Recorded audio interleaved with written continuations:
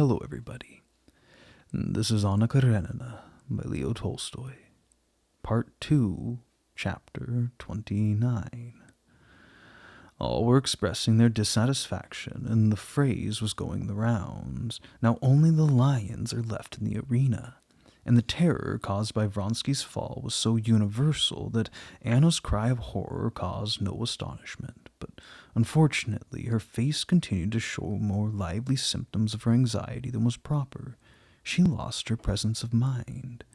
She tried to escape like a bird caught in a snare. She struggled to arise and to get away, and she cried to Betsy, "Come, let us go, let us go." But Betsy did not hear her. She was leaning over, engaged in lively conversation with a general who had just entered the pavilion. Alexey Alexandrovitch hastened to his wife and offered her his arm.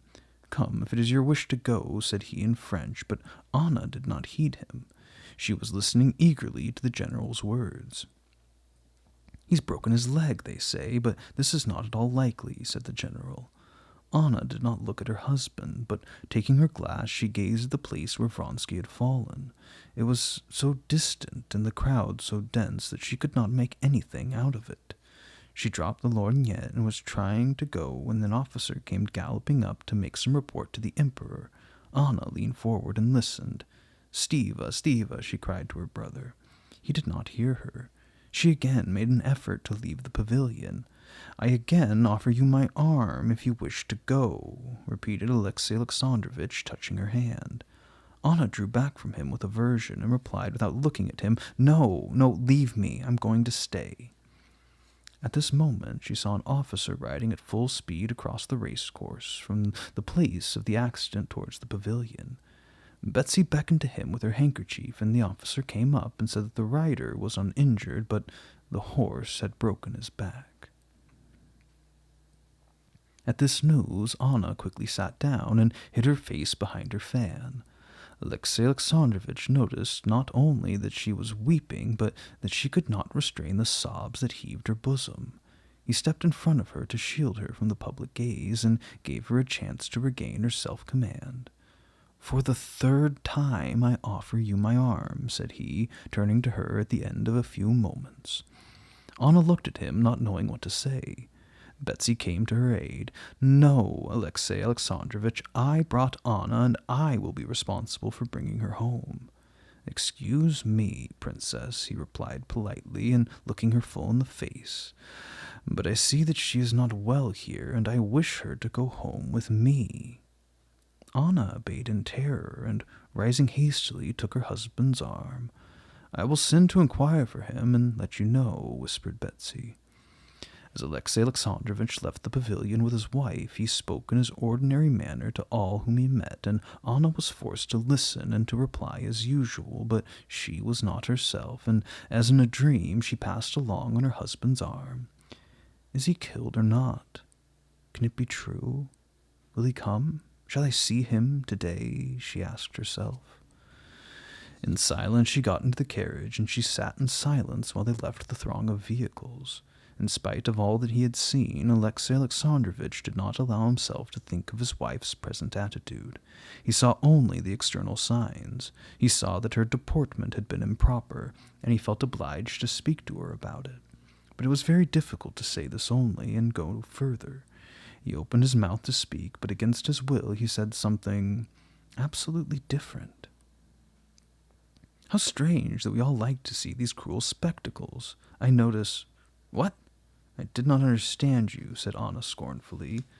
He was wounded and instantly began to say what was on his mind. "I'm obliged to tell you," he began. "Now," thought Anna, "comes the explanation." And she was frightened. "I'm obliged to tell you that your conduct today has been extremely improper," said he in French. "Wherein has my conduct been improper?" she demanded angrily, raising her head quickly and looking him straight in the eyes, no longer hiding her feelings under a mask of gaiety, but putting on a bold front which, with difficulty, she maintained under her fears. "Be careful," said he, pointing to the open window behind the coachman's back. He leaned forward to raise it. "What impropriety did you remark?" she demanded. the despair which you took no pains to conceal when one of the riders was thrown. He awaited her answer, but she said nothing and looked straight ahead. I've already requested you so to behave when in society that evil tongues cannot find anything to say against you. There was a time when I spoke of your inner feelings. I now say nothing about them. Now I speak only of outward appearances.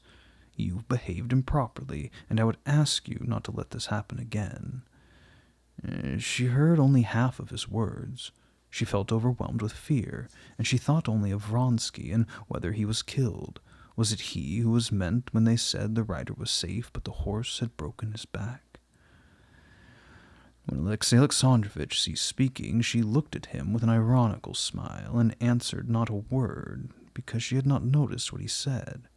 At first he had spoken boldly, but as he saw clearly what he was speaking about, the terror which possessed her seized him. At first her smile led him into a strange mistake. She's amused at my suspicion. She's going to tell me now they are groundless, that this is absurd. Such an answer he longed to hear. He was so afraid that his suspicions would be confirmed that he was ready to believe anything that she might say. But the expression of her gloomy and frightened face now allowed him no further chance of falsehood. "Possibly I'm mistaken," said he. "In that case I beg you to forgive me." "No, you are not mistaken," she replied with measured words, casting a look of despair on her husband's icy face. "You are not mistaken. I was in despair, and I could not help being. I hear you, but I'm thinking only of him. I love him. I've been false to you. I can't endure you. I fear you. I hate you. Do with me what you please."